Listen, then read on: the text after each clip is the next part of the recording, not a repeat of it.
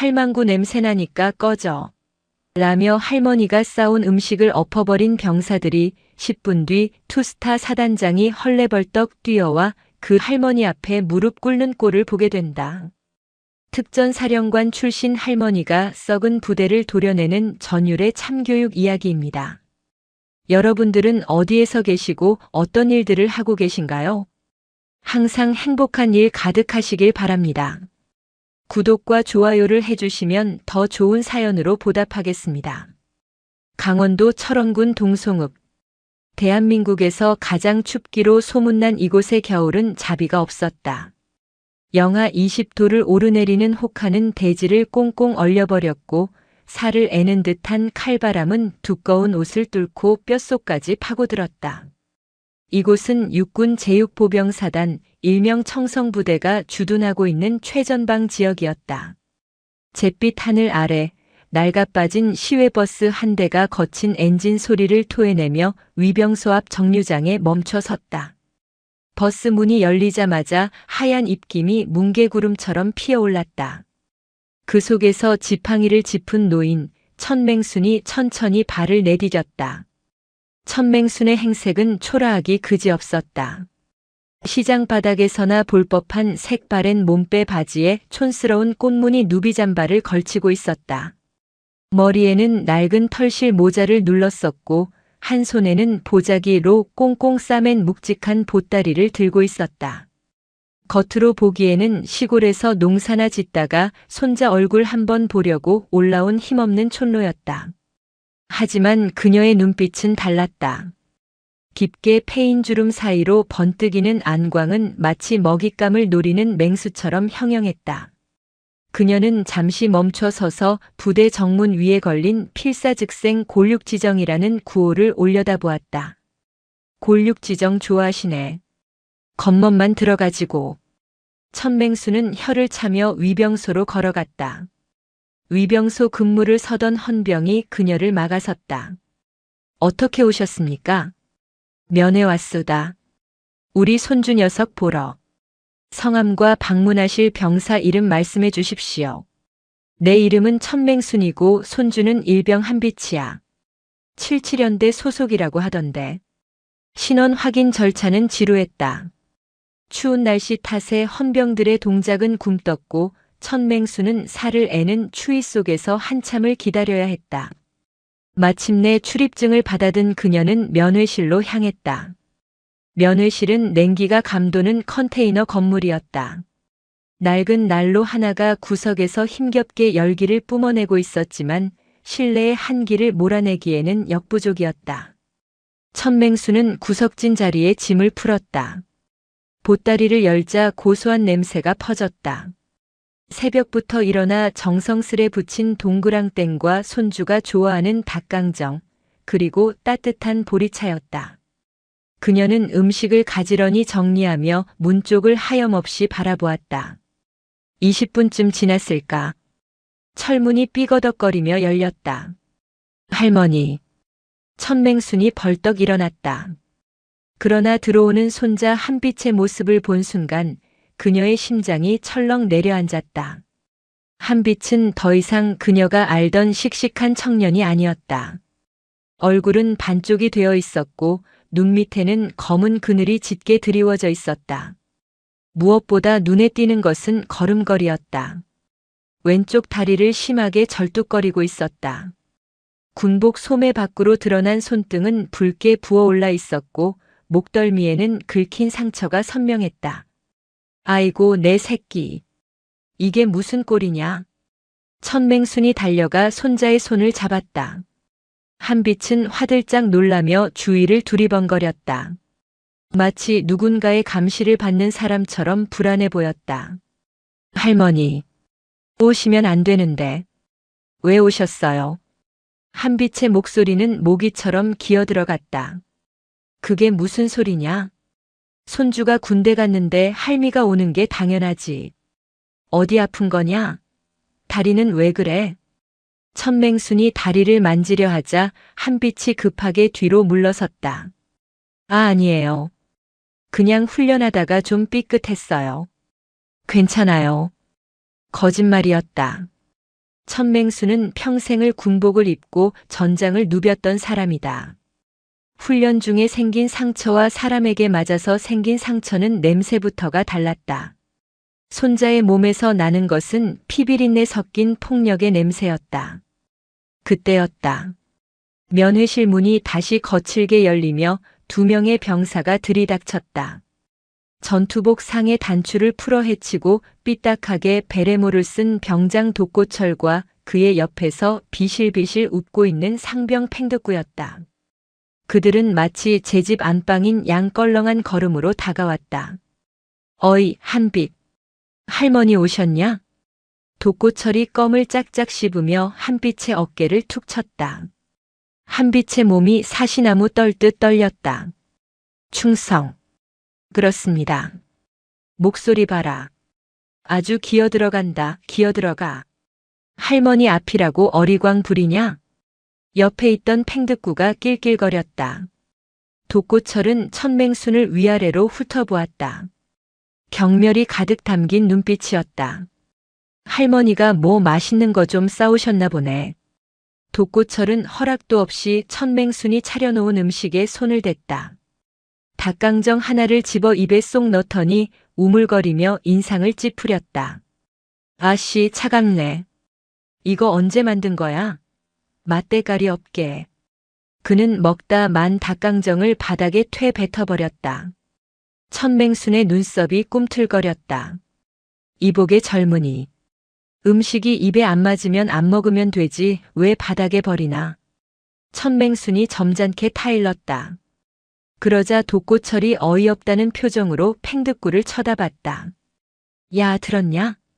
이 할망구가 지금 나 훈계하는 거냐? 그러게 말입니다. 상황 파악 못하시네.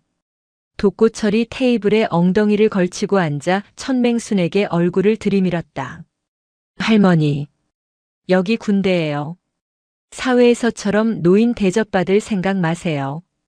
그리고 우리 한빛이 군 생활 편하게 하려면 이런 싸구려 음식 말고 좀 실질적인 걸 가져오셔야지.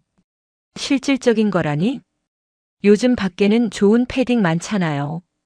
우리 소대 애들 입을 거랑 제 것까지 해서 한 10벌 정도. 브랜드 알죠? 등골 브레이크라고 불리는 거. 그거 딱 맞춰서 택배로 보내세요. 아, 현금도 좀 찔러주시면 더 좋고. 이건 명백한 갈취였다. 천맹수는 기가 찼다. 지금 내 손주 볼모로 잡고 돈 내놓으라는 건가? 말귀를 잘 알아들으시네.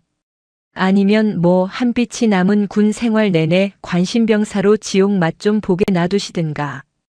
독고철이 한빛의 머리를 툭툭 쳤다. 한빛은 고개를 푹 숙인 채 눈물만 뚝뚝 흘리고 있었다. 할머니, 그냥 가세요. 제발. 제가 알아서 할게요. 손자의 애원하는 목소리에 천맹순의 가슴이 찢어지는 듯 했다. 그녀는 끓어오르는 분노를 억누르며 독고철을 똑바로 응시했다. 자네 이름이 뭔가? 독고철 병장님이시다. 왜?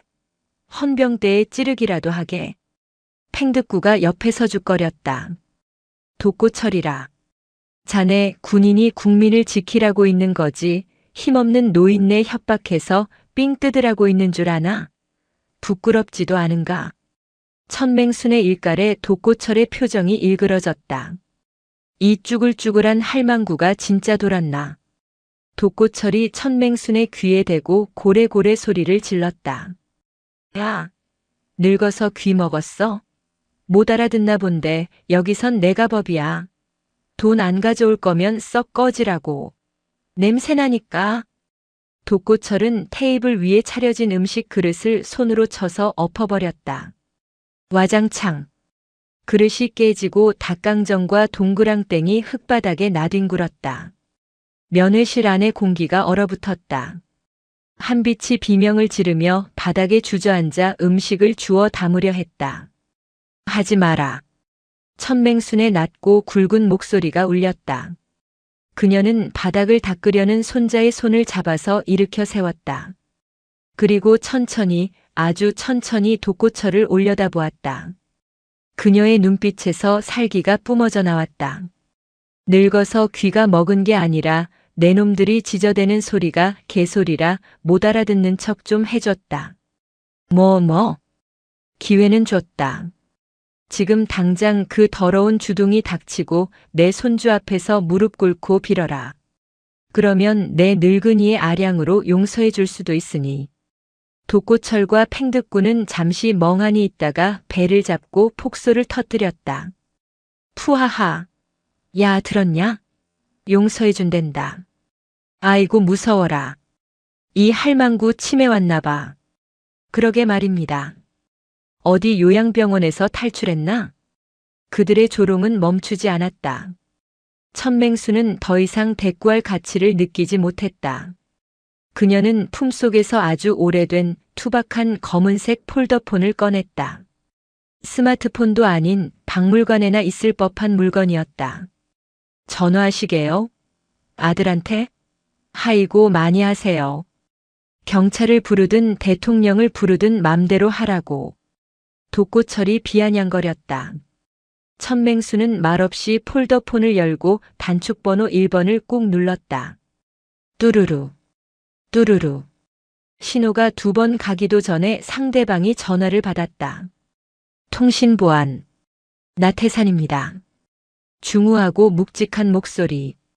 현재 제육보병사단장 나태산 소장이었다. 나다. 태산이. 천맹순의 목소리는 차분했지만 그 안에는 태풍 같은 위압감이 서려 있었다. 철원군 동송읍에 위치한 제육사단 사령부. 사단장 집무실은 훈훈한 온기로 가득했다. 나태산 소장은 소파에 앉아 차를 마시며 참모들과 작전 회의를 하고 있었다. 그때 책상 위에 놓인 비상 연락용 한라인 전화기가 울린 것이다. 이 번호를 아는 사람은 대한민국의 5손가락도 꼽기 힘들었다. 나태산은 의아해하며 전화를 받았다. 그리고 수화기 너머로 들려온 목소리에 그는 들고 있던 찻잔을 떨어뜨릴 뻔했다. 나다. 태산이. 그 목소리. 절대 잊을 수 없는 목소리였다. 20년 전 그가 대위 시절 특전사령부에서 모셨던 전설적인 지휘관. 귀신 잡는 독사 천맹순 장군이었다. 그녀는 저녁 후 모든 연락을 끊고 사라져 군 내부에서는 그녀가 칩거에 들어갔다는 소문만 무성했다. 차차. 천사령관님? 정말 사령관님이십니까? 나태산은 벌떡 일어나 차려 자세를 취했다. 옆에 있던 참모들이 사단장의 돌발 행동에 놀라 눈을 동그랗게 떴다. 투스타인 사단장이 전화 한 통에 신병처럼 얼어붙다니. 그래, 살아있었구나. 별 2개 달더니 아주 편하게 지내나 보네. 전화기 너머로 들려오는 천맹순의 목소리에는 가시가 돋쳐 있었다. 나태산의 등줄기에 식은땀이 흘렀다. 아닙니다. 안 그래도 사령관님 소식 궁금해서 백방으로 찾고 있었습니다. 건강하십니까? 내 건강 챙길 때가 아니다. 지금 내 놈 부하들이 내 수명을 깎아먹고 있어서 말이다. 예? 그게 무슨 말씀이십니까? 나 지금 철원에 와 있다. 내 놈 관할인 77연대 3대대 면회실이다. 나태산의 안색이 창백해졌다. 전설적인 상관이 그것도 호랑이보다 무섭다는 천맹순 장군이 자신의 부대에 와 있다니. 게다가 목소리를 들어보니 무언가 단단히 화가 난 상태였다. 내 손주 녀석 면회를 왔는데 아주 재미있는 구경을 하고 있다. 내 부하들이 나보고 냄새난다고 꺼지라더구나. 늙어서 귀 먹었냐고 소리도 지르고. 뭐시라고요? 나태산은 자신의 귀를 의심했다. 감히 누구한테? 천맹순 장군은 현역 시절 국방부 장관도 어려워했던 인물이었다. 육군 내의 부조리를 척결하고 특수전 전력을 비약적으로 상승시킨 살아있는 신하였다. 그런 분에게 일개 병사 나부랭이가 막말을 했다고. 사령관님, 도대체 어떤 놈들이 감히. 이름이 독고철이라던가. 아주 기세가 등등하더구나. 돈 안 가져오면 내 손주를 지옥으로 보내겠다고 협박까지 하던데. 나태산의 눈앞이 캄캄해졌다. 이것은 단순한 하극상이 아니었다. 자신의 지위 책임이 걸린, 아니 목이 날아갈 수도 있는 대형 사고였다. 태산아, 내가 전역할 때 너한테 뭐라고 했냐? 병사들 밥 잘 먹이고 억울한 일 없게 하라고, 그게 지휘관의 첫 번째 덕목이라고 했지? 예, 명심하고 있습니다. 근데 꼴이 이게 뭐냐? 손주놈 몸은 만신창이에 선임이라는 놈들은 삥이나 뜯고 있고, 내 놈이 교육을 발로 시킨 게냐? 호통 소리가 수화기를 뚫고 나올 듯 했다. 나태산은 식은 땀을 뻘뻘 흘리며 고개를 숙였다. 면목 없습니다. 지금 당장 달려가겠습니다. 그놈들 당장 영창이 아니라 제가 직접 군화발로 밟아버리겠습니다. 시끄럽다. 조용히 오지 마라. 올 거면 제대로 와라. 천맹순의 목소리가 착 가라앉았다. 헌병대장, 감찰참모, 법무참모 싹 다 데리고 와. 그리고 연대장, 대대장도 호출해. 10분 준다. 1분이라도 늦으면 내 놈 별부터 떼어버릴 줄 알아. 명 받들겠습니다. 전 병력 비상 소집. 지금 당장 출동합니다. 전화가 끊겼다. 나태산은 전화기를 던지듯 내려놓고 참모들을 향해 고래고래 소리를 질렀다. 비상. 진돗개 발령. 아니, 그보다 더 급해. 차량 대기시켜. 헌병대 특임대 무장에서 따라오라고 해. 77연대장 당장 연결해. 사단 사령부는 순식간에 아수라장이 되었다. 사단장이 직접 완전 군장 결속 상태로 뛰쳐나가는 모습에 부대원들은 전쟁이라도 난 줄 알고 공포에 질렸다. 검은색 지휘 차량과 헌병대 차량, 그리고 두 돈반 트럭들이 줄지어 위병소를 빠져나갔다. 목표는 77연대 3대대였다. 한편 면회실 안. 독고철과 팽득구는 여전히 낄낄거리며 천맹순을 비웃고 있었다. 전화 다 하셨어요? 누구한테 하셨나? 동네 이장님? 독고철이 빈정거렸다. 천맹순은 폴더폰을 주머니에 넣고 다시 자리에 앉았다. 그래. 이장보다 조금 더 높은 놈한테 했다. 곧 올 거다. 오호 기대되네. 오면 같이 닭강정이나 주워 먹으라고 하쇼. 한빛은 불안한 눈빛으로 할머니를 쳐다보았다. 할머니가 무언가 엄청난 일을 벌였다는 직감이 들었다.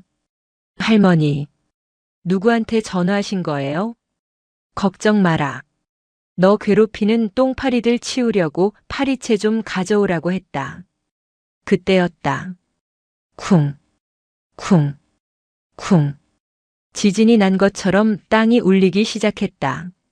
멀리서 들려오던 엔진 소리가 순식간에 가까워지더니 부대 전체를 뒤흔드는 굉음으로 변했다. 뭐야? 전차 부대 지나가나? 팽득구가 창문 밖을 내다보았다. 그리고 그의 입이 떡 벌어졌다. 병장님, 저거 보십시오. 독고철도 창가로 다가갔다. 그의 눈에 믿을 수 없는 광경이 들어왔다. 부대 정문을 향해 수십 대의 군용 차량들이 맹렬한 기세로 돌진해오고 있었다. 선두에는 별 2개가 선명하게 박힌 성판을 단 검은색 세단이 있었고 그 뒤로 헌병차와 트럭들이 먼지를 일으키며 따르고 있었다. 위병소 근무자들이 기겁을 하며 바리케이드를 치웠다. 차량 행렬은 멈추지 않고 곧장 면회실 앞 공터로 들이닥쳤다. 끼익! 타이어 타는 냄새와 함께 차량들이 급정거했다. 문이 열리기도 전에 헌병들이 튀어나와 면회실 주변을 포위했다. 뭐야? 사단장님이 왜 여기 와? 독고철의 얼굴이 하얗게 질렸다. 설마 저 할망구가 진짜 사단장을 부른 건가? 에이, 말도 안 돼. 우연이겠지. 하지만 그 우연이라는 희망은 성판 차량에서 내린 나태산 소장이 헐레벌떡 면회실로 뛰어오는 모습을 보는 순간 산산조각 났다. 나태산은 베레모가 삐뚤어진 줄도 모르고 미친 듯이 달렸다. 뒤따라 내린 연대장과 대대장도 사색이 되어 그 뒤를 쫓았다. 쾅! 면회실 문이 부서질 듯 열렸다. 독고철과 팽득구는 반사적으로 차려 자세를 취했다. 충성! 사단장님! 하지만 나태산의 눈에는 그들이 보이지 않았다. 그는 곧장 구석에 앉아있는 촌로 천맹순에게 달려갔다. 그리고 흙바닥에 무릎을 꿇고 머리를 박았다. 충성! 신고합니다. 소장 나태산! 부름을 받고 달려왔습니다. 늦어서 죽을 죄를 지었습니다. 그 뒤를 이어 들어온 대령 계급장의 연대장, 중령 계급장의 대대장도 영문도 모른 채 사단장을 따라 줄줄이 무릎을 꿇었다. 충성! 면회실 안은 정적에 휩싸였다. 독고철과 팽득구는 눈알이 튀어나올 것만 같았다. 자신들이 냄새난다고 늙어서 못 알아듣냐고 조롱했던 그 할머니 앞에 부대 최고 지휘관인 투스타 사단장이 무릎을 꿇고 있었다. 천맹수는 무릎 꿇은 나태산을 내려다보며 혀를 찼다. 나태산이, 너 많이 늙었다. 배도 나오고. 군인이 몸 관리가 그게 뭐냐? 나태산은 고개도 들지 못한 채 대답했다. 시정하겠습니다. 면목 없습니다. 천맹수는 지팡이 끝으로 바닥에 엎어진 닭강정을 가리켰다. 이것 좀 봐라. 내가 내 새끼 먹이려고 새벽부터 만든 건데 내 부하들이 맛이 없다며 바닥에 쏟아버리더구나. 개밥도 이렇게는 안 주는데 말이야. 나태산의 고개가 돌아갔다. 그의 눈빛이 독고철과 팽득구를 향했다. 그 눈빛은 사람을 죽일 듯이 흉흉했다. 내 놈들이냐? 나태산이 으르렁거렸다. 독고철은 다리에 힘이 풀려 주저앉았다. 바지가 축축해지기 시작했다. 공포에 질려 오줌을 지린 것이다. 사단장님. 저는 그게 아니라. 닥쳐라. 나태산의 호통에 면회실 유리창이 덜덜 떨렸다. 감히 누구 앞에서 행패를 부려. 이분이 누군지 아느냐? 대한민국 육군 예비역 중장, 전 특수전 사령관 천맹순 장군님이시다. 너희 같은 쓰레기들이 감히 눈이나 마주칠 수 있는 분인 줄 알아. 3스타. 예비역 중장.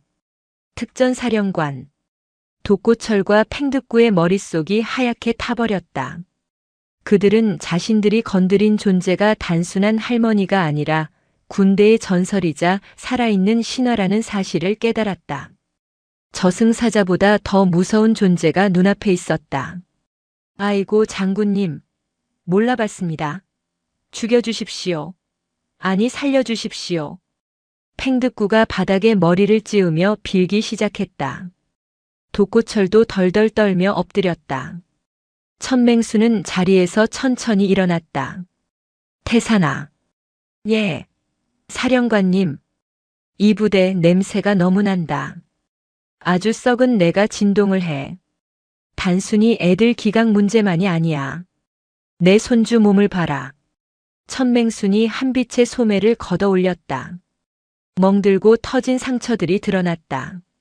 나태산과 연대장, 대대장은 경악을 금치 못했다. 이게 군대냐? 조폭 소굴이지. 천맹순의 목소리는 차가웠다. 오늘부로 내가 이 부대 접수한다. 예비역이지만 군단장한테 말해서 특별 감사 권한 받아낼 테니까 토달지 마. 명 받들겠습니다. 전적으로 사령관님 뜻에 따르겠습니다. 우선 저 쓰레기 두 놈부터 치워. 헌병대장. 면회실 밖에서 대기하던 헌병대장이 뛰어들어왔다. 예. 헌병대장 중령 박철민. 저 두 놈 당장 끌고 가서 영창에 쳐넣어. 그리고 아주 탈탈 털어라. 여죄가 한두 개가 아닐 거다. 내 손주 말고도 피해자가 수두룩할 테니 싹 다 조사해. 하나라도 놓치면 내 놈 옷 벗을 각오하고. 알겠습니다. 특임대. 연행해. 우락부락한 특임대원들이 들이닥쳐 독고철과 팽득구를 짐짝처럼 들어 올렸다. 살려주세요. 장군님. 한 번만 봐주세요. 그들의 비명소리는 특임대원의 군홧발에 채어 묻혀버렸다. 질질 끌려가는 그들의 모습은 처참했다. 조금 전까지의 위세는 온데간데 없고 비루한 겁쟁이의 모습뿐이었다. 독고철과 팽득구가 사라지자 천맹수는 한빛을 바라보았다. 한빛은 아직도 상황이 믿기지 않는 듯 멍한 표정이었다. 한빛아. 네. 네, 할머니. 놀랐지? 할미가 좀 요란을 떨었다. 천맹수는 부드러운 미소를 지으며 손자의 헝클어진 머리를 정리해 주었다. 이제 아무 걱정 마라. 할미가 다 해결해 줄게. 그리고 너 괴롭힌 놈들, 저 두 놈 말고도 더 있지? 한빛은 주저하다가 고개를 끄덕였다. 네. 중대장님도, 행보관님도 다 알면서 모른 척 하셨어요. 소대장님은 오히려 돕고 병장 편을 들었고, 천맹순의 눈매가 다시 매서워졌다. 들었냐, 태산아. 나태산이 식은 땀을 닦으며 대답했다. 예, 똑똑히 들었습니다. 간부라는 작자들이 병사들 고혈을 빨아먹는 놈들을 비호해. 이게 군대냐? 당장 해당 중대 간부 전원 소환해. 그리고 대대장. 무릎 꿇고 있던 대대장이 화들짝 놀라며 고개를 들었다. 예, 대대장 중령 김태식입니다. 자네는 부하 관리를 어떻게 했기에 부대 꼴이 이 지경인가? 자네 눈은 장식품인가? 죄송합니다. 면목 없습니다. 죄송하다는 말로 때울 생각 마라. 자네도 조사 대상이다. 직무유기 혐의로 헌병대 조사받을 준비해. 대대장의 얼굴이 사색이 되었다. 태산아, 내 손주 외박 좀 시켜야겠다. 밥 좀 제대로 먹이고 씻겨야겠어. 안 되나? 아닙니다. 당연히 됩니다. 특별 휴가증 발급하겠습니다. 사령관님 편하신 대로 하십시오. 그래. 차 대기시켜라. 내 손주랑 같이 타고 나갈 거니까. 천맹수는 한빛의 손을 잡고 면회실을 나섰다. 밖에는 수백 명의 병사들이 연병장에 집합해 있었고 모든 간부가 도열해 있었다. 천맹순이 나오자 나태산 사단장이 큰 소리로 외쳤다. 부대 차렷. 사령관님께 대하여 경례. 충성. 우렁찬 함성이 철원의 하늘을 뒤흔들었다. 한빛은 할머니의 손을 잡고 그 광경을 바라보았다.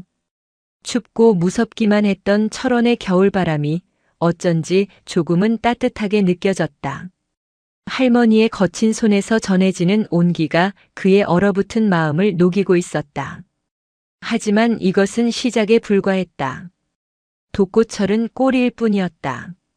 부대 내에 만연한 악습과 비리의 뿌리는 생각보다 깊고 거대했다. 천맹수는 지팡이를 고쳐주었다. 늙은 사자의 사냥은 이제 막 시작되었다. 제육사단 헌병대 지하 조사실. 지상과는 다르게 퀴퀴한 곰팡이 냄새와 차가운 시멘트 도끼가 가득한 곳이었다. 형광등 하나가 윙윙거리는 소리를 내며 위태롭게 깜빡거렸고 철제 책상 위에는 마시다 만 종이컵과 수갑이 놓여 있었다. 그 책상 맞은편에 독고철 병장과 팽득구 상병이 앉아 있었다. 조금 전 면회실에서의 기세는 온데간데 없었다. 하지만 그들의 눈빛 깊은 곳에는 아직 완전한 포기가 담겨 있지 않았다. 설마 죽이기야 하겠어. 우리 뒤에 중대장님이 있는데 라는 얄팍한 믿음이 그들의 썩은 동아줄이었다. 철문이 둔탁한 소리를 내며 열렸다. 들어온 사람은 헌병대장 박철민 중령과 천맹순 장군이었다. 천맹순은 촌스러운 손바지 차림 그대로였지만 그녀가 풍기는 기백은 조사실의 공기를 순식간에 무겁게 짓눌렀다. 그녀는 아무 말 없이 독고철의 맞은편 의자에 털썩 앉았다. 지팡이를 책상 위에 툭 올려놓는 소리에 독고철의 어깨가 움찔했다. 밥은 먹었냐? 천맹순이 무심하게 물었다. 아, 아닙니다. 독고철이 기어들어가는 목소리로 대답했다. 그렇겠지. 내 손주가 밥 먹을 때는 밥그릇을 엎어버리던 놈들이 제 밥구멍 챙길 정신은 없을 테지. 천맹수는 주머니에서 꼬깃꼬깃한 종이 뭉치를 꺼내 책상 위에 던졌다. 그것은 한빛의 관물대 깊숙한 곳에서 찾아낸 피 얼룩이 묻은 수첩이었다. 이게 뭔지 아느냐? 독고철의 눈동자가 흔들렸다. 모릅니다. 모른다라. 내 손주가 매일 밤 화장실에 숨어서 쓴 일기장이다. 여기 아주 재미있는 내용이 많더구나. 2월 4일 독고철이 담뱃방을 지졌다. 2월 10일 팽득구가 부모님 욕을 하며 침을 뱉었다. 2월 15일 50만 원을 상납하지 않으면 다리를 분질러 버리겠다고 했다. 천맹순이 수첩을 한 장 한 장 넘길 때마다 독고철의 얼굴은 흑빛으로 변해갔다. 이건 단순한 괴롭힘이 아니다. 특수폭행, 공갈, 협박. 그리고 천맹수는 수첩의 마지막 장을 펼쳤다. 거기에는 알 수 없는 숫자들과 계좌번호가 적혀 있었다. 이 계좌번호, 내 놈들 개인 계좌가 아니더구나. 대포 통장이지? 군대 안에서 병사들끼리 돈 뜯어내는 걸로는 모자라 불법 도박 사이트 총판 노릇까지 하고 있었어. 독고철과 팽득구의 입이 떡 벌어졌다. 그건 그들만의 1급 비밀이었다. 부대 내 사이버 지식 정보방을 이용해 불법 토토 사이트를 관리하고 후임들을 협박해 강제로 베팅하게 만든 뒤 수수료를 챙기는 악질적인 범죄. 그건 오해입니다. 한비치가 지어낸 겁니다. 독고철이 발악하며 소리쳤다. 지어냈다. 천맹순이 헌병대장에게 눈짓했다. 박철민 중령이 노트북을 돌려 화면을 보여주었다. 화면에는 독고철과 팽득구가 면회실에서 천맹순을 협박하던 당시의 음성 녹음 파형, 그리고 그들이 사용하던 대포폰의 통화 내역이 적나라하게 떠 있었다. 사령관님 지시로 너희들 관물대를 압수수색했다. 거기서 나온 대포폰 3대. 이미 포렌식 끝났다. 중대장 마춘식 대위랑 나눈 카톡 내용까지 싹 다 나왔어. 수익금 6대 4로 나눈다며? 마춘식 대위. 그 이름이 나오자 독고철은 완전히 무너져 내렸다. 믿었던 뒷배가 이미 들통난 것이다. 천맹수는 자리에서 일어나 지팡이로 독고철의 어깨를 꾹 눌렀다. 마춘식이가 시켰냐? 아니면 내 놈들이 마춘식을 꼬드긴 거냐? 뭐 중요하진 않다. 어차피 둘 다 엮어서 콩밥을 먹여줄 테니까. 그때였다. 조사실 밖이 소란스러워졌다. 비켜. 나 3대대 7중대장 마춘식 대위다. 내 부하들 조사하는데 왜 못 들어가게 해? 복도에서 고성이 들려왔다. 제 발로 호랑이 굴에 들어온 셈이었다. 천맹순의 입가에 서늘한 미소가 번졌다. 호랑이도 제 말하면 온다더니 썩은 고기 냄새 맡고 하이에나가 제 발로 기어왔구나. 들어오라고 해라. 철문이 열리고 전투복을 입은 마춘식 대위가 씩씩거리며 들어왔다. 그는 들어오자마자 헌병대장에게 삿대질을 했다. 박중령님, 이거 월권 아닙니까? 제 중대원들을 영장도 없이 이렇게 잡아다 가두고 사단장님께 정식으로 항의하겠습니다. 그는 구석에 앉아있는 촌로 천맹수는 안중에도 없었다. 그저 힘없는 할머니가 헌병 때의 읍소에서 벌어진 해프닝 정도로 생각한 것이다. 마 대위. 목소리가 크군. 천맹순이 나직하게 말했다. 마춘식은 그제야 고개를 돌려 천맹순을 바라보았다. 당신은 뭐야? 외부인은 나가쇼. 군사보안구역인 거 몰라? 헌병대장 박철민이 한숨을 내쉬며 고개를 저었다. 저 멍청한 놈이 제명에 못 죽으려고 작정을 했구나. 마춘식 대위. 자네 임관할 때 선서했지? 국가와 국민을 수호한다고. 그런데 자네가 수호한 건 불법 도박 사이트 서버였나 보군. 뭐라고요? 이 할망구가 미쳤나? 마춘식이 손을 들어 올리려던 찰나 천맹순의 지팡이가 번개처럼 날아와 마춘식의 정강이를 후려쳤다. 비명과 함께 마춘식이 바닥에 나뒹굴었다. 천맹수는 늙은이의 동작이라고는 믿기지 않는 속도로 다가가 지팡이 끝으로 마춘식의 목을대를 겨눴다. 내 이름은 천맹순이다. 내 놈들이 전설 속의 귀신이라고 부르던 특전사 독사. 이제야 좀 상황 파악이 되나? 마춘식의 눈동자가 공포로 확장되었다. 천맹순. 군 생활을 조금이라도 한 사람이라면 모를 수 없는 이름. 전설적인 여군 장성. 장군님? 그래.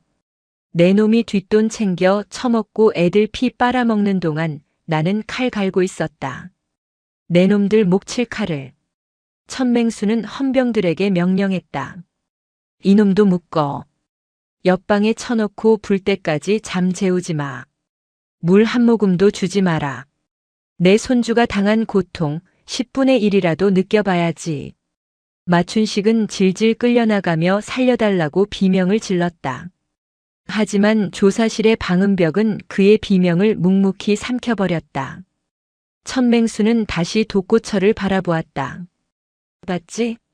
내 놈들이 믿던 동아줄이 썩은 지푸라기였다는 걸. 이제 선택해라. 평생 감옥에서 썩을지 아니면 지금이라도 저놈들의 죄까지 다 불고 광명 찾을지. 독고철은 울며 불며 모든 것을 털어놓기 시작했다. 그것은 단순한 부대 내 비리가 아니었다. 철원 지역의 조폭과 연계된 거대한 범죄 카르텔의 실체였다. 밤이 깊었다. 철원의 밤은 칠흑 같은 어둠과 함께 찾아왔다. 제육사단 인근의 한적한 야산. 눈 덮인 숲속에 위장막을 쓴 검은색 승합차 한 대가 숨죽이고 있었다. 차 안에는 각종 도청 장비와 모니터가 빽빽하게 들어차 있었다. 모니터 앞에는 백발이 성성한 노인 3명이 앉아 있었다. 겉보기엔 동네 경로당에서 바둑이나 둘 법한 할아버지들이었지만 그들의 손놀림은 현역 정보요원보다 빨랐다. 그들은 천맹순이 현역 시절 직접 키워낸 비밀정보부대 일명 독사조의 예비역 부사관들이었다. 대장님, 목표물 포착했습니다. 철원 읍내 황금다방 지하. 무전기를 잡은 노인 코드네임 살모사가 보고했다. 천맹수는 승합차 뒷좌석에서 지도를 보고 있었다. 황금다방이라. 촌스럽기는. 거기가 서버실이냐? 네. 마춘식 대위의 대포폰 위치 추적 결과 그곳으로 모든 자금이 흘러들어갔습니다. 그리고 지금 그곳에 낯익은 얼굴이 하나 들어갔습니다. 누구냐? 77연대장 최영수 대령입니다. 천맹순의 미간이 좁혀졌다. 연대장까지. 썩은 뿌리가 생각보다 깊었다. 대대장과 사단장은 허수아비였고 실질적인 몸통은 연대장 최영수였던 것이다. 최영수는 평소 청렴 결백한 이미지로 군내에서 신망이 두터운 인물이었다. 그런 그가 병사들의 피를 빠는 거머리의 우두머리였다니. 가면을 아주 잘 쓰고 살았구나. 최영수. 천맹수는 주먹을 꽉 쥐었다. 대장님 진입할까요? 저희 늙은이 셋이면 충분합니다. 살모사가 킬킬거리며 허리춤에 찬 3단봉을 만지작거렸다. 아니, 놈들은 증거인멸의 달인들이다. 우리가 들이닥치는 순간 서버를 포맷하거나 불질러버릴 거다. 확실한 물증을 잡아야 해. 천맹수는 잠시 생각에 잠겼다. 그러다 품에서 휴대전화를 꺼냈다. 나태산이 연결해.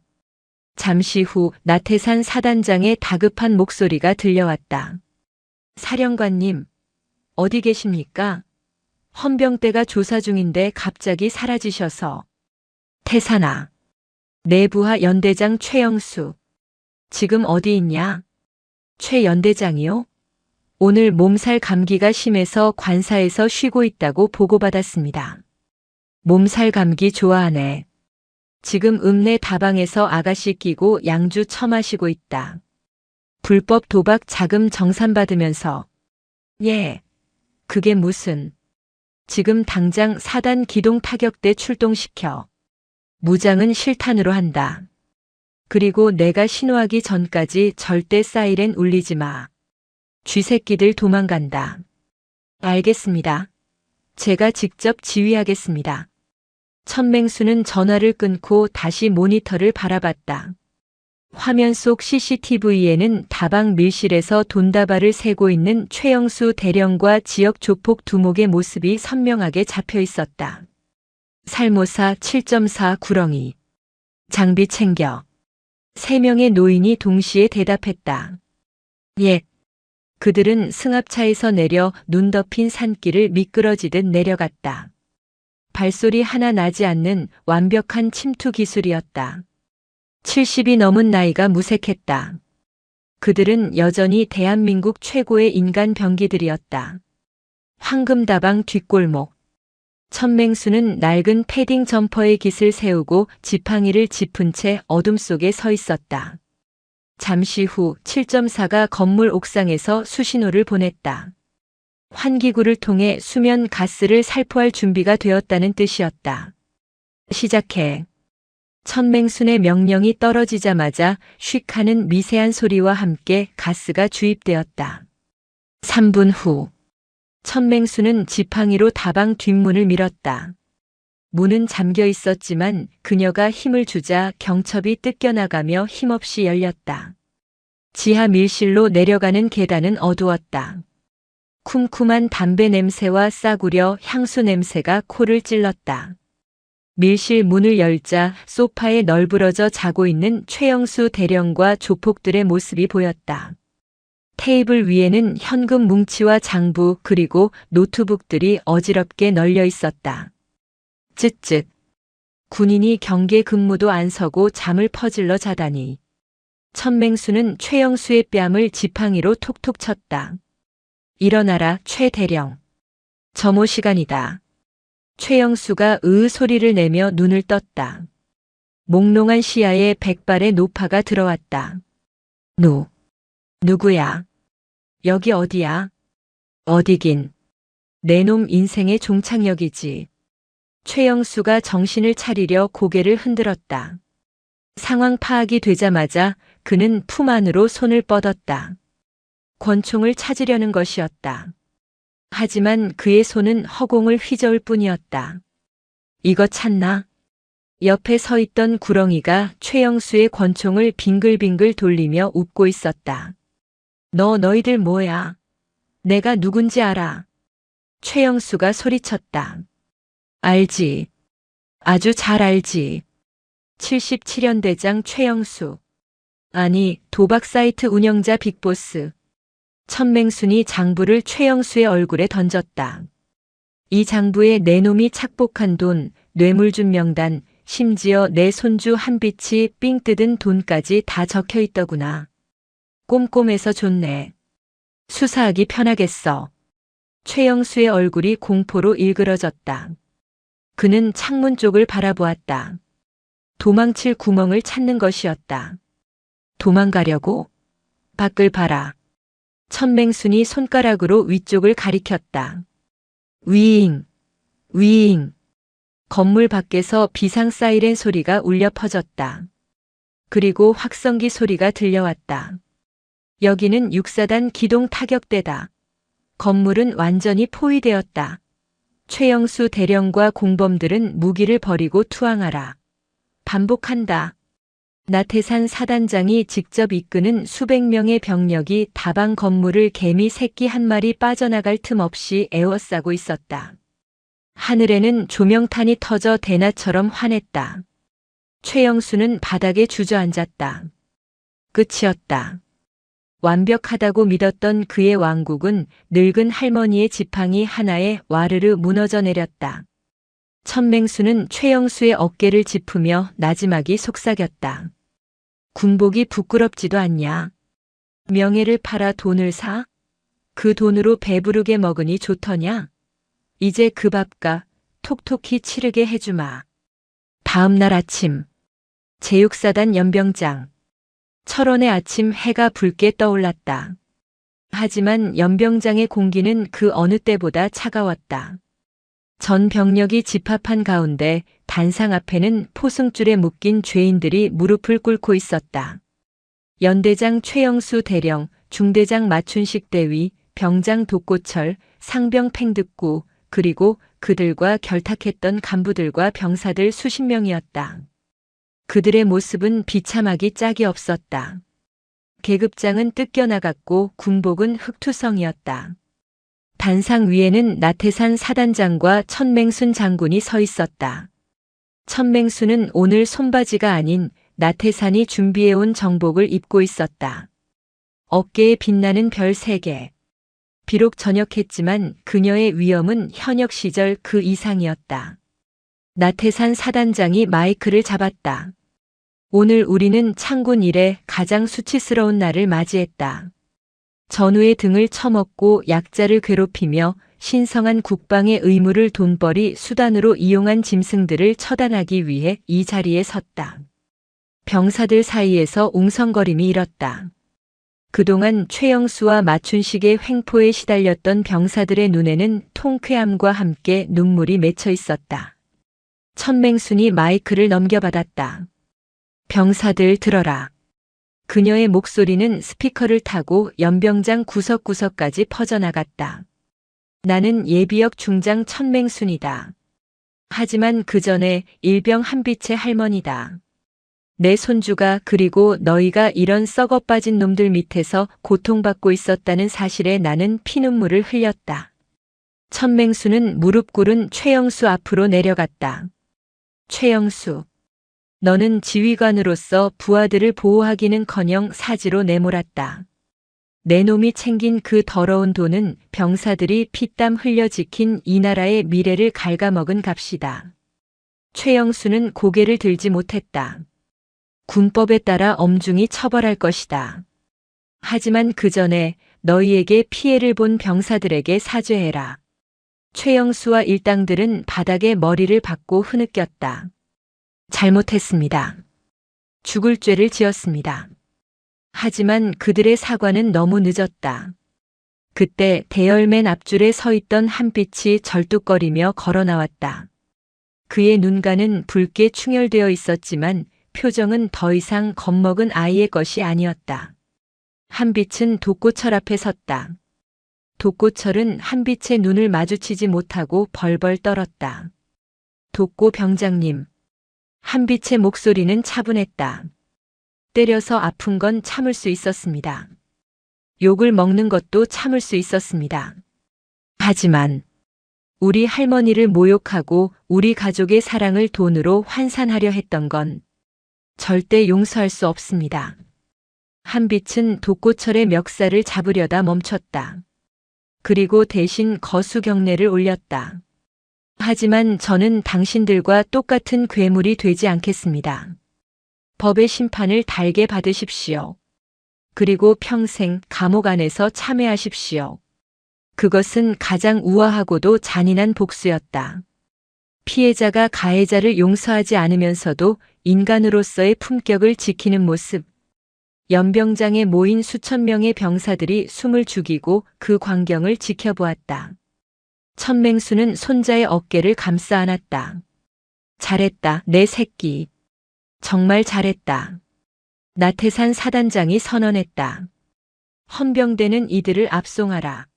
그리고 군 검찰에 넘겨 법정 최고형을 구형하도록 하라. 사이렌 소리와 함께 호송버스가 들어왔다. 최영수와 일당들은 줄줄이 버스에 올랐다. 그들이 떠나는 뒷모습을 보며 병사들은 환호성을 질렀다. 철원의 하늘에 묵은 체증이 내려가는 듯한 함성이 울려 퍼졌다. 사태가 수습된 후 천맹수는 사단장실에서 나태산과 마주 앉았다. 태산아, 고생했다. 아닙니다. 사령관님 덕분에 부대의 썩은 살을 도려낼 수 있었습니다. 정말 감사합니다. 고맙긴. 이제부터가 시작이다. 다시는 이런 일이 없도록 시스템을 만들어. 병사들이 마음 놓고 신고할 수 있게 하고 간부들 감찰 철저히 해. 명심하겠습니다. 제 군 생활을 걸고 약속드립니다. 그리고 우리 한빛이 천맹순이 찻잔을 만지작거렸다. 의병 제대시켜라. 나태산이 놀란 눈으로 쳐다봤다. 예. 한빛군은 군 생활을 계속하고 싶어하는 눈치였습니다만. 안다. 녀석은 강하니까. 하지만 몸이 너무 망가졌어. 다리 인대가 다 늘어났더구나. 마음의 상처도 깊고. 억지로 붙잡아두는 게 능사가 아니다. 나가서 치료받고 공부하고 더 넓은 세상에서 제 몫을 하게 해주고 싶다. 나태사는 고개를 끄덕였다. 알겠습니다. 규정상 충분히 가능합니다. 제가 책임지고 처리하겠습니다. 천맹수는 자리에서 일어났다. 그럼 나는 이만 가보마. 늙은이가 너무 오래 설쳤어. 사령관님, 제가 모시겠습니다. 됐다. 올 때처럼 버스 타고 갈 거다. 그래야 사람 사는 냄새도 맡고 그러지. 천맹수는 정복을 벗고 다시 촌스러운 몸빼 바지와 누비 잠바로 갈아입었다. 화려한 별을 내려놓고 다시 평범한 할머니로 돌아온 것이다. 위병수 앞. 한빛이 배웅을 나왔다. 할머니, 정말 가시는 거예요? 그래. 할미는 집에 가서 감자나 캐야지. 너 제대하면 바로 내려와라. 맛있는 거 많이 해줄게. 응. 금방 갈게. 할머니. 사랑해. 한빛이 할머니를 꼭 안았다. 천맹수는 손자의 등을 토닥였다. 나도 사랑한다, 내 강아지. 버스가 도착했다. 천맹수는 지팡이를 짚고 버스에 올랐다. 창밖으로 손을 흔드는 손자와 거수 경례를 하는 사단장, 그리고 수많은 병사의 모습이 보였다. 버스는 다시 철원의 눈보라 속으로 멀어져 갔다. 하지만 그 눈보라는 더 이상 춥지 않았다. 붉게 타오르던 정의의 불길이 지나간 자리에는 따스한 봄의 기운이 꿈틀거리고 있었다. 군 검찰단 조사실의 공기는 무거웠다. 철원의 겨울보다 더 차가운 냉기가 감도는 이곳에서 최영수 대령은 조금 전까지의 비굴함을 벗어던지고 오만한 표정으로 앉아 있었다. 그의 옆에는 서울에서 급하게 내려온 변호사 방대안이 앉아 있었다. 방대안은 군 법무관 출신으로 전관 예우를 받는 이 바닥에서는 승률 100%를 자랑하는 법조계의 하이에나였다. 방대안은 서류 가방에서 만년필을 꺼내며 군 검찰관을 노려보았다. 이봐요, 김소령.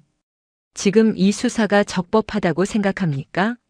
민간인 할머니가 부대에 난입해서 지휘관을 폭행하고 사단장이 영장도 없이 사적인 감정으로 긴급 체포를 했다. 이거 전부 불법 체포의 직권남용입니다. 재판까지 갈 것도 없어요. 당장 구속 취소하고 석방하세요. 안 그러면 역으로 당신들 옷 벗게 될 겁니다. 젊은 군 검찰관 김소령은 입술을 깨물었다. 최영수의 혐의는 명백했지만 절차상의 허점을 물고 늘어지는 방대안의 논리는 치밀했다. 대한민국 법은 때로 정의보다 절차를 중요시했고 방대안은 그 틈새를 파고드는데 도가 튼 인물이었다. 최영수가 비릿한 웃음을 흘렸다. 들었지? 나 77연 대장이야. 내가 무너지면 사단 전체가 흔들려. 적당히 하고 덮자고. 내가 나가면 자네 진급은 내가 책임져 줄게. 그때였다. 조사실 철문이 쾅 소리를 내며 열렸다. 진급 같은 소리하고 자빠졌네. 천맹순이었다. 그녀는 지팡이를 짚고 천천히, 아주 천천히 걸어 들어왔다. 그녀의 뒤에는 나태산 사단장이 굳은 표정으로 서 있었다. 방대안이 인상을 찌푸리며 소리쳤다. 누구십니까? 여기는 수사 중인 공간입니다. 민간인은 나가세요. 헌병. 뭐 하는 거야? 당장 내보내. 천맹수는 대꾸도 없이 방대안의 앞으로 다가가 의자를 끌어당겨 앉았다. 그녀의 눈빛이 방대안의 안경 너머 눈동자를 꿰뚫듯 응시했다. 자네가 방대안인가? 전 육군 고등군사법원장 지냈다는 그 양반. 제 프로필을 읊을 시간 있으면 나가시죠. 할머니 때문에 내 의뢰인이 억울한 누명을 쓰고 있으니까. 억울하다라. 도박 사이트 운영하고 뇌물 받아 처먹은 게 억울해? 증거 있습니까? 그거 다 강압수사로 얻어낸 허위 자백 아닙니까? 법정 가면 효력 없습니다. 천맹수는 혀를 찼다. 법을 아주 잘 아는구먼. 그래, 법대로 하자. 자네가 좋아하는 법. 천맹수는 품속에서 두툼한 서류 봉투를 꺼내 책상 위에 던졌다. 툭. 둔탁한 소리가 조사실의 정적을 깼다. 이게 뭡니까? 열어봐. 방대하는 코웃음을 치며 봉투를 열었다. 하지만 서류를 한 장 한 장 넘길 때마다 그의 여유롭던 표정은 점점 경악으로 물들어갔다. 그것은 최영수의 비리 증거가 아니었다. 바로 변호사 방대한 자신의 비리 장부였다. 군 법무관 시절 재판 거래 내역, 전역 후 대형 방산 비리 사건 무마 대가로 받은 뒷돈 내역, 그리고 심지어 유부녀와의 불륜 사진까지. 이게 어떻게? 방대한의 손이 사시나무 떨듯 떨렸다. 천맹순이 나직하게 속삭였다. 내가 현역 시절 별명이 독사였다. 독사는 말이다. 한번 문먹잇감은 절대 안 놓쳐. 그리고 그 먹잇감을 지키려는 놈이 있으면 그놈부터 죽여놓고 시작하지. 이건 불법 사찰입니다. 도청의 미행까지. 이거 범죄예요. 범죄? 증거 있어? 누가 그랬는데? 내 늙은 친구들이 심심해서 파본 거다. 자, 이제 선택해라. 최영수 변호 계속하다가 이 장부랑 같이 뉴스에 대문짝만하게 나올래? 아니면 조용히 짐 싸서 꺼질래? 천맹순의 협박, 아니 경고는 서리빨보다 차가웠다. 방대하는 계산이 빠른 사람이었다. 최영수 하나 구하려다 자신의 인생 전체가 박살날 판이었다. 방대하는 벌떡 일어났다. 최 대령님, 미안합니다. 이 사건은 제가 감당할 수 없겠습니다. 사임하겠습니다. 최영수가 눈을 부릅떴다. 뭐? 이봐. 돈을 그만큼 받아먹고 튀어? 야! 방대한은 뒤도 돌아보지 않고 조사실을 뛰쳐나갔다. 조사실에 남은 것은 덩그러니 앉은 최영수와 그를 내려다보는 천맹순뿐이었다. 자, 이제 방패막이도 사라졌네. 최영수. 아직도 억울하냐? 최영수의 어깨가 축 늘어졌다. 장군님. 한 번만 살려주십시오. 제가 잠시 미쳤었습니다. 퇴직금이라도 받게 해주십시오. 처자식이 있습니다. 내가 삥 뜯은 병사들도 누군가의 귀한 자식들이다. 내 손주 한비치도. 내 처자식 밥 먹이자고 남의 자식 피눈물 흘리게 해? 그 밥이 목구멍으로 넘어가더냐?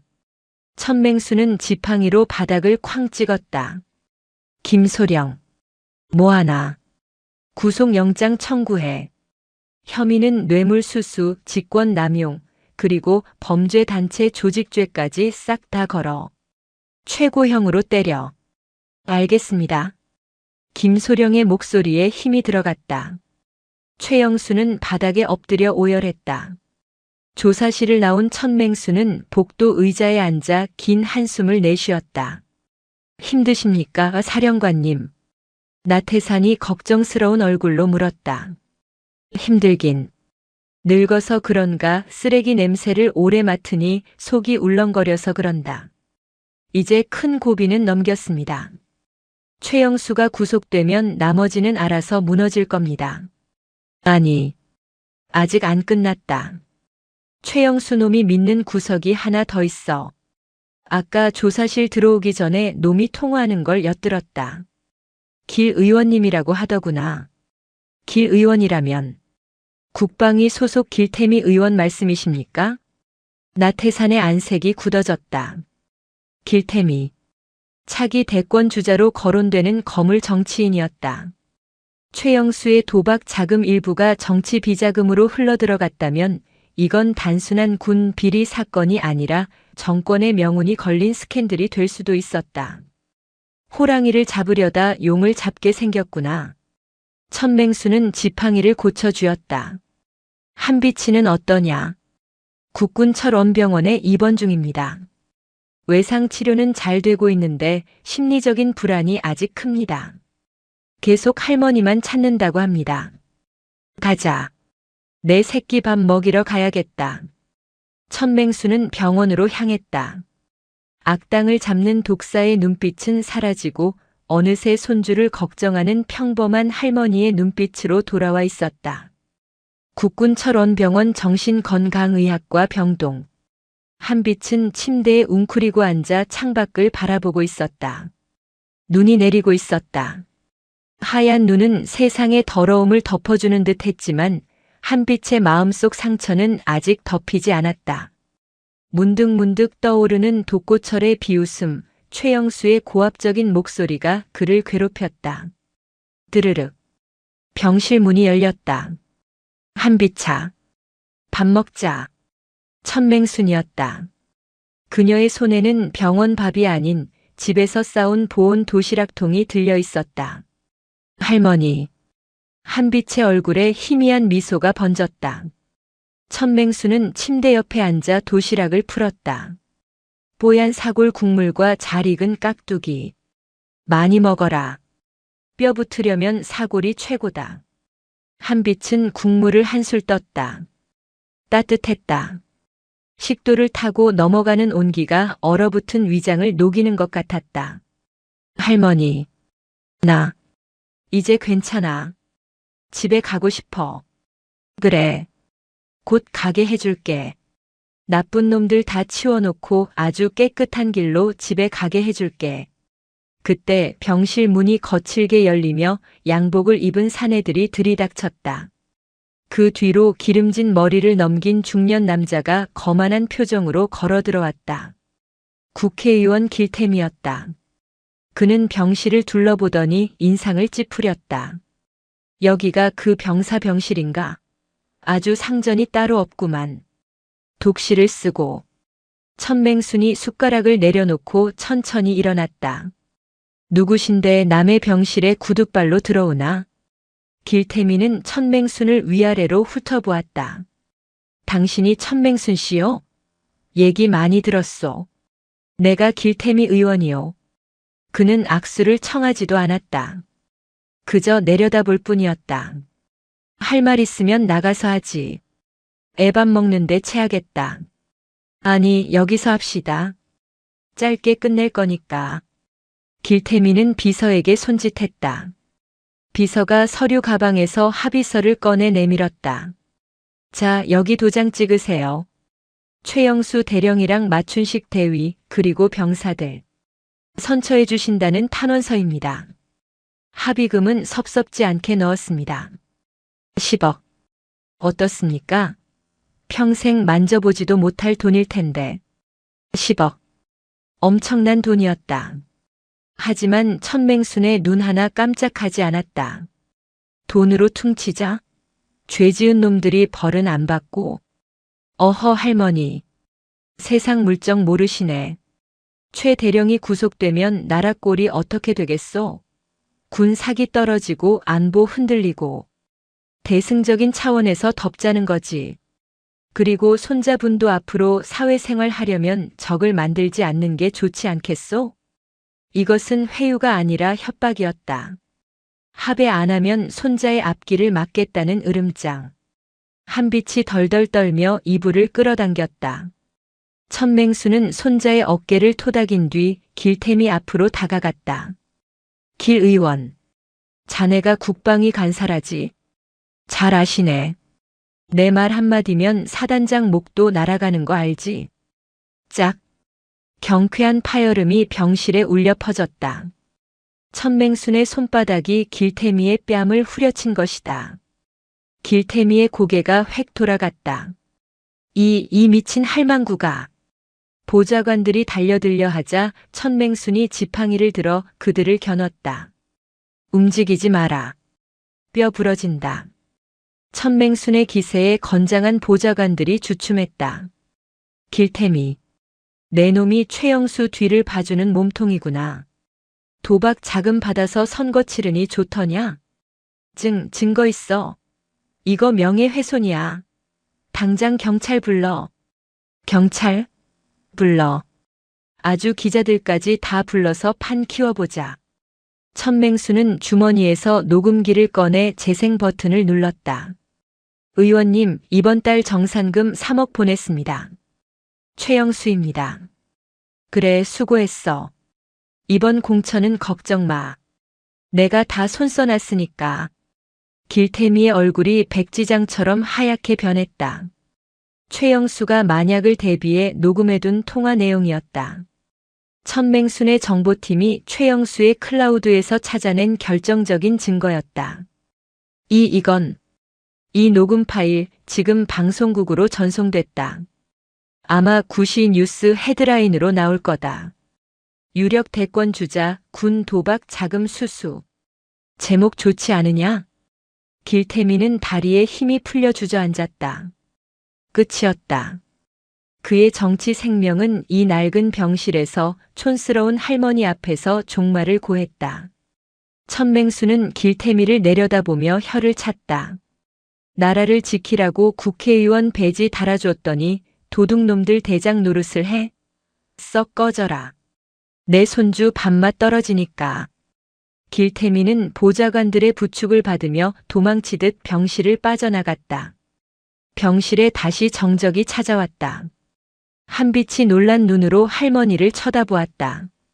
할머니, 진짜 뉴스에 나와? 그럼. 할미가 허튼 소리 하는 거 봤냐? 천맹수는 다시 침대 옆에 앉아 숟가락을 들었다. 자, 식겠다. 어서 먹어. 다 먹어야 집에 가지. 한빛은 눈물을 글썽이며 밥을 받아 먹었다. 할머니는 천하무적이었다. 장군보다 국회의원보다 더 강한 나의 할머니. 그 든든한 방패 아래서 한빛은 비로소 깊은 안도감을 느꼈다. 그날 저녁 대한민국은 발칵 뒤집혔다. 뉴스에서는 길태미 의원의 비리 의혹과 철원 군부대 가혹 행위 사건이 대대적으로 보도되었다. 국민들의 분노는 들불처럼 번져나갔고 군과 검찰은 철저한 수사를 약속했다. 천맹수는 병실 TV를 끄며 중얼거렸다. 이제 청소는 얼추 끝났구나. 시간은 흘러 계절이 바뀌었다. 철원에 얼어붙은 땅이 녹고 산수유가 노랗게 피어나기 시작했다. 한빛의 퇴원일이자 의병 제대일이 다가왔다. 나태산 사단장은 성대한 저녁 신고식을 준비했다. 연병장에는 전 병력이 도열했고 군악대가 팡파르를 울렸다. 이것은 단순한 저녁식이 아니었다. 부조리와 싸워 이긴 영웅에 대한 예우이자 새롭게 태어난 육사단의 다짐이었다. 한빛은 말끔한 정복을 입고 단상에 올랐다. 다리는 아직 조금 절뚝거렸지만 지팡이 없이 혼자 걸을 수 있었다. 신고합니다. 일병 한빛. 202X년 X월 X일부로 의병 전역을 명받았습니다. 이에 신고합니다. 충성. 한빛의 경례는 그 어느 때보다 절도 있고 당당했다. 나태산 사단장이 경례를 받고 그의 가슴에 전역증을 달아주었다. 고생했다. 한빛군. 자네 덕분에 우리 부대가 다시 태어났다. 정말 고맙다. 아닙니다. 사단장님. 건강하십시오. 나태산은 한빛을 꽉 안아주었다. 단상 아래에 있던 병사들이 일제히 박수를 보냈다. 그 박수 소리에는 진심 어린 존경과 미안함이 담겨 있었다. 단상 한쪽에는 천맹순이 흐뭇한 표정으로 서 있었다. 그녀는 오늘 군복이 아닌 화사한 봄꽃 무늬 원피스를 입고 있었다. 이제는 장군이 아닌 평범한 할머니로 돌아갈 시간이었다. 식이 끝나고 위병소로 향하는 길. 수많은 병사가 도열하여 한빛이 가는 길을 배웅했다. 그 중에는 예전에 한빛을 방관했던 소대원들도 있었다. 그들은 고개를 숙이며 사과했다. 한비차 미안하다. 정말 미안하다. 우리가 비겁했어. 용서해줘. 한빛은 그들의 손을 하나하나 잡아주었다. 괜찮아. 너희들도 무서워서 그랬던 거 알아. 나 이제 다 잊었어. 건강하게 전역해라. 진정한 용서였다. 가해자가 처벌받았기에 가능한, 그리고 한빛이 더 큰 사람이 되었기에 가능한 관용이었다. 위병소 앞에는 낡은 시외버스가 아닌 나태산 사단장이 준비한 검은색 세단이 대기하고 있었다. 사령관님, 집까지 모시겠습니다. 천맹수는 손사래를 쳤다. 됐다. 늙은이 호강하면 탈난다.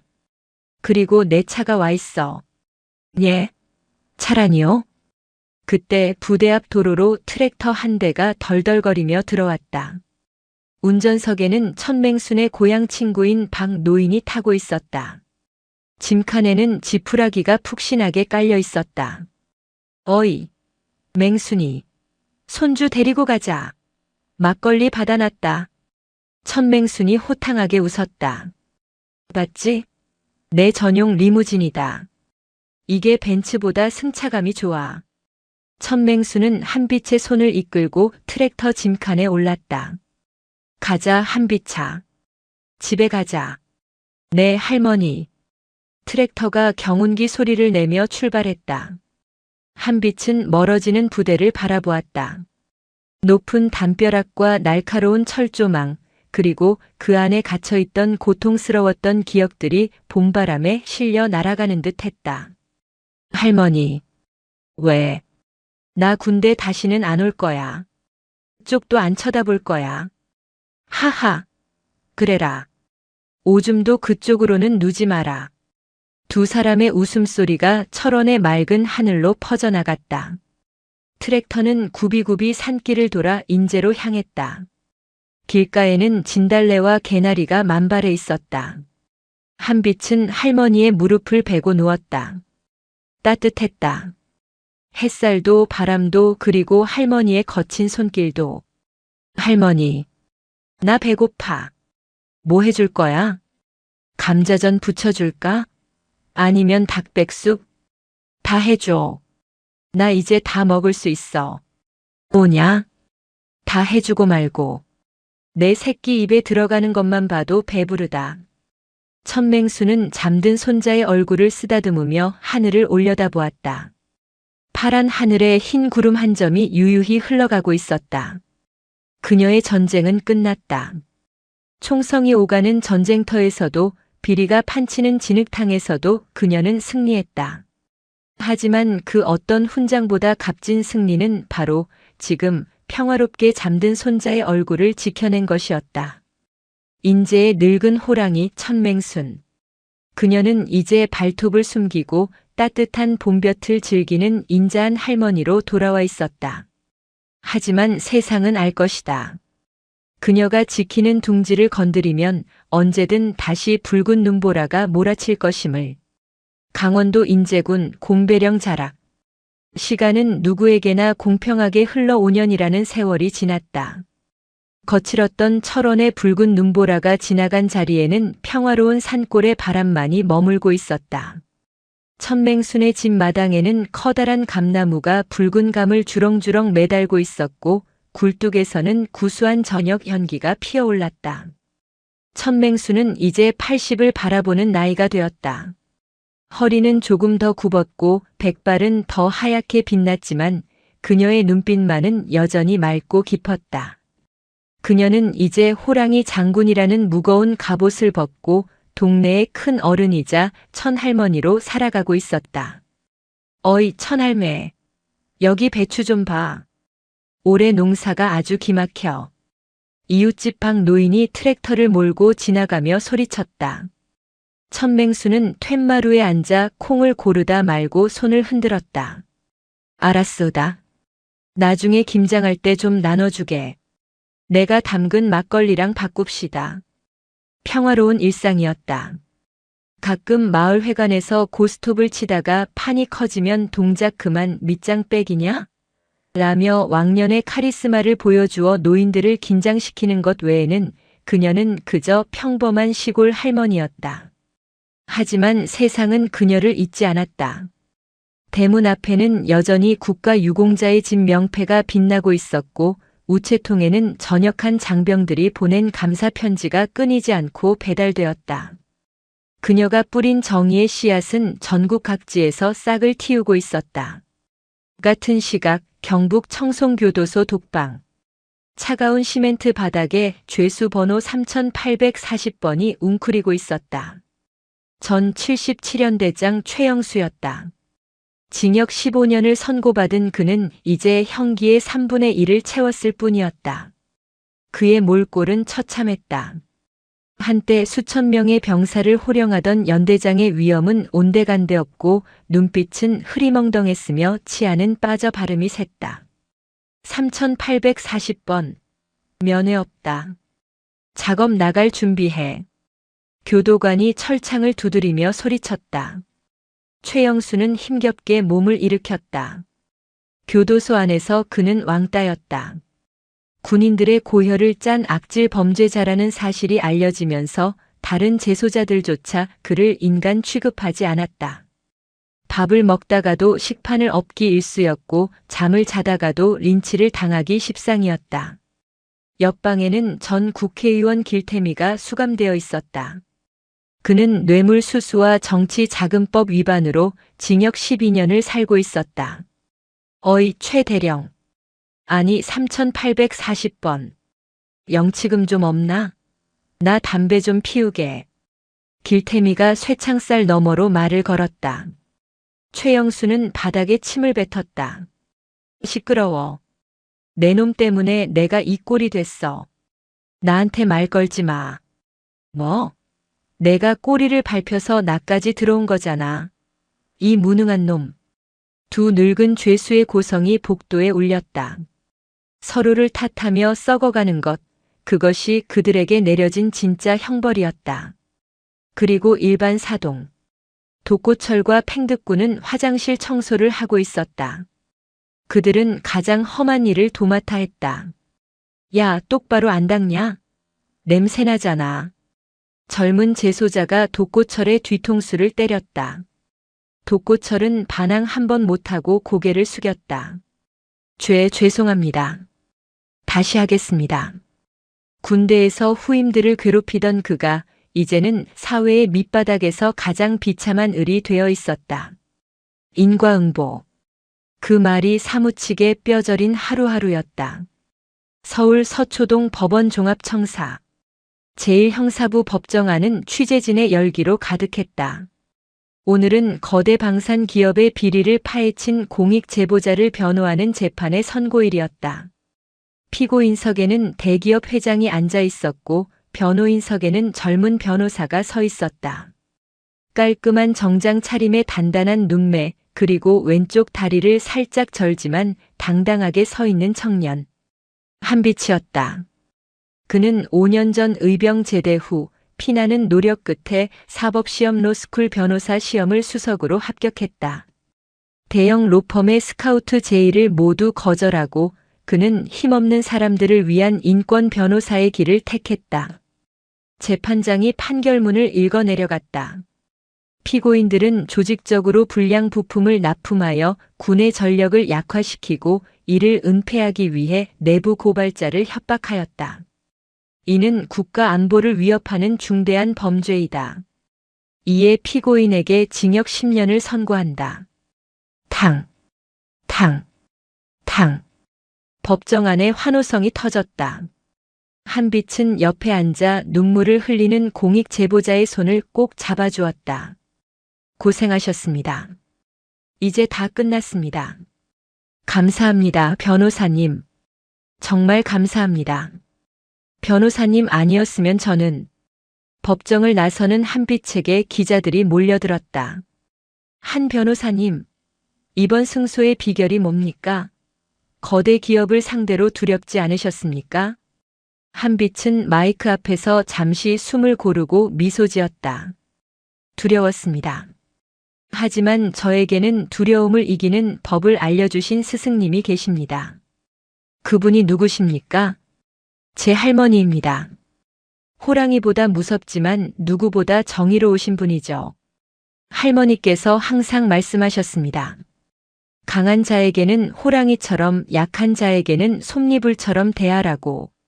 저는 그 가르침을 따랐을 뿐입니다. 카메라 플래시가 터졌다. 한빛의 눈은 서울의 빌딩 숲 너머 멀리 인제의 산골을 향해 있었다. 주말. 인제군 곰배령 천맹순의 집. 오늘은 마을 잔치가 열리는 날이었다. 한빛이 큰 재판에서 이기고 내려온다는 소식에 천맹수는 아껴두었던 씨암탉을 잡고 돼지 한 마리를 통째로 주문했다. 마당에는 멍석이 깔리고 동네 사람들이 모여 전을 부치고 떡을 쳤다. 고소한 기름 냄새가 온 동네에 진동했다. 할머니, 저 왔어요. 대문 밖에서 익숙한 목소리가 들렸다. 천맹순이 버선발로 튀어나갔다. 말끔한 양복을 입은 한빛이 양손 가득 선물 꾸러미를 들고 서 있었다. 아이고, 내 강아지. 왔구나. 천맹수는 다 큰 손자를 아이처럼 끌어안았다. 한빛의 품에서 나는 도시의 냄새가 낯설면서도 반가웠다. 할머니, 얼굴이 왜 이렇게 반쪽이야? 밥 잘 안 챙겨 드셨어? 무슨 소리냐? 내가 너보다 더 잘 먹는다. 어서 들어와. 손님들 와 계신다. 마당에는 뜻밖의 손님들이 와 있었다. 육군 참모 총장이 된 나태산 대장, 그리고 이제는 중령으로 진급한 당시 헌병대장 박철민이었다. 그들은 사복 차림으로 평상에 앉아 막걸리를 마시고 있었다. 충성. 한빛 변호사님 오셨습니까? 나태산 총장이 장난스럽게 거수 경례를 했다. 아이고 총장님. 이러시면 곤란합니다. 한빛이 쑥스러워하며 고개를 숙였다. 자네 뉴스 봤네. 아주 멋지더구만. 법정에서 기업 회장을 아주 탈탈 털어버리던데. 할머니 닮아서 말빨이 아주 매서워. 다 총장님이 그때 길을 잘 터주신 덕분입니다. 술판이 벌어졌다. 계급장도 직함도 내려놓고 그들은 그저 사람 대 사람으로 어우러졌다. 나태사는 술이 얼큰하게 취하자 천맹순에게 잔을 올렸다. 사령관님. 아니 누님. 정말 존경합니다. 누님이 그때 철원을 뒤집어 놓지 않으셨다면 저도 그저 현실에 안주하는 똥별이 되었을 겁니다. 누님이 제 군인 인생을 구하셨습니다. 천맹수는 묵묵히 잔을 비우고 웃었다. 시끄럽다. 술이나 마셔. 군인이 말이 많으면 쓰나. 하지만 그녀의 입가에는 흐뭇한 미소가 떠나지 않았다. 자신이 뿌린 씨앗들이 거목이 되어 세상을 지탱하고 있는 모습을 보는 것. 그것이 노년의 가장 큰 기쁨이었다. 밤이 깊어 손님들이 모두 돌아가고 사위가 고요해졌다. 천맹순과 한빛은 툇마루에 나란히 앉아 밤하늘을 올려다보았다. 인제의 밤하늘은 쏟아질 듯한 별들로 가득했다. 할머니. 뭐냐? 나. 가끔 꿈을 꿔. 무슨 꿈? 군대 있을 때 꿈. 독고철한테 맞고 최영수한테 협박당하던 그 시절 꿈. 천맹순이 손자의 손을 가만히 잡았다. 한빛의 손은 따뜻했지만 미세하게 떨리고 있었다. 아직도 무섭냐? 아니. 예전에는 무서워서 식은땀을 흘리며 깼는데 요즘은 달라. 꿈속에서 내가 울고 있으면 할머니가 나타나. 지팡이를 휘두르면서 그놈들을 다 쫓아내줘. 그리고 나를 안아줘. 한빛은 할머니의 어깨에 머리를 기댔다. 그래서 이제는 안 무서워. 깨고 나면 오히려 힘이 나. 내 뒤엔 천맹순이 있다 생각하면 세상에 못할 일이 없을 것 같아. 천맹순의 눈가가 촉촉해졌다. 그녀는 손자의 머리카락을 쓸어 넘겼다. 한빛아. 할미는 이제 많이 늙었다. 이빨 빠진 호랑이야. 언젠가는 나도 내 곁을 떠나겠지. 에이, 무슨 소리야. 100살까지 살 건데. 듣거라. 내가 없어도 너는 혼자가 아니다. 내가 지키려는 사람들, 내가 걷는 정의로운 길. 그게 다 너를 지켜줄 거다.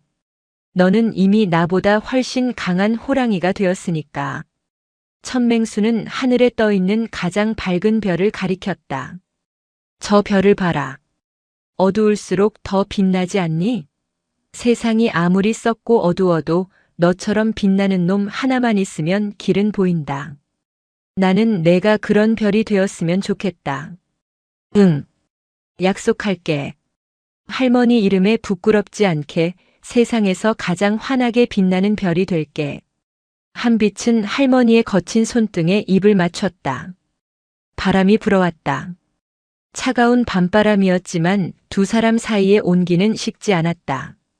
마당 구석의 귀뚜라미 소리가 자장가처럼 들려왔다. 다음 날 아침, 한빛은 서울로 돌아갈 채비를 했다. 천맹수는 차 트렁크가 터질 정도로 바리바리 싸놓은 반찬과 농산물을 실어주었다. 가서 밥 굶지 말고, 힘들면 언제든 내려오고. 알았지? 알았어. 할머니도 아프면 바로 전화해. 나 일시간이면 튀어오니까. 한빛의 차가 멀어질 때까지 천맹수는 대문 앞에 서서 손을 흔들었다.